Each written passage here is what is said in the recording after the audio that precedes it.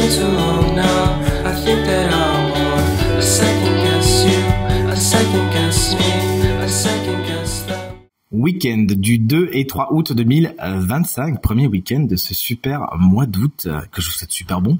Voici le tirage à 5 cartes. Connectez-vous à votre intuition, faites votre choix entre 1 à 2 de ces 5 cartes afin de découvrir les énergies principales de votre week-end. Mettez cette vidéo sur pause. Si vous avez besoin d'un peu plus de temps pour faire votre choix, dites-moi bien dans les commentaires quelle carte vous avez choisi. De mon côté, week-end du 2 et 3 août, je prends la carte 2 et la carte 3.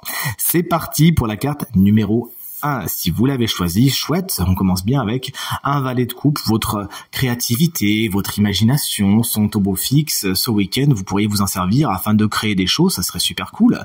Mais également beaucoup de réceptivité. Cette carte également nous parle de nouvel émoi, de bonnes nouvelles au niveau de la vie sentimentale et émotionnelle, à moins que cette carte ne représente un signe d'eau vif, peut-être plus jeune que vous, Cancer, Scorpion, Poisson, qui pourrait avoir une importance toute particulière dans votre week-end.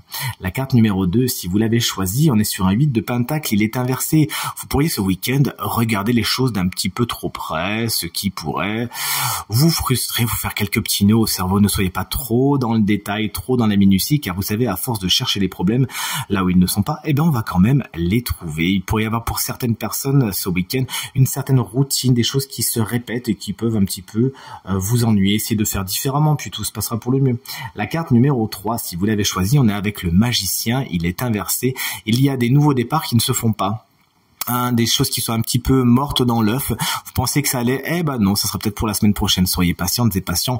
Pour certains, vous pourriez manquer de confiance en vous, douter de vos compétences. Essayez de ne surtout pas vous comparer.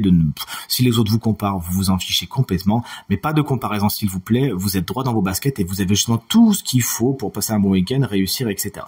Attention également, certaines personnes pourraient avoir une communication un peu abrupte envers vous ce week-end. Veillez également vous-même à bien peser le pour et le contre avant de dire des choses. La carte numéro 4, si vous l'avez choisi, c'est la reine de bâton. Un week-end somme toute plein de détermination, d'action, de succès, de charisme, mais également de séduction. Vous savez lancer des choses, vous savez être la personne qui, au cours de la fête, justement, il y a Pégase qui est pas content, qui justement sait attirer les foules. Cette personne également pourrait être quelqu'un de votre week-end, souvent signe de feu, bélier, lion ou sagittaire, quelqu'un qui saura dynamiser votre week-end pour sûr. Et enfin, la carte numéro 5, si vous l'avez choisi, on est sur le chariot, elle est inversée. Carte générique du travail, il pourrait y avoir des nouvelles un petit peu surprenantes et frustrantes au niveau du travail, justement.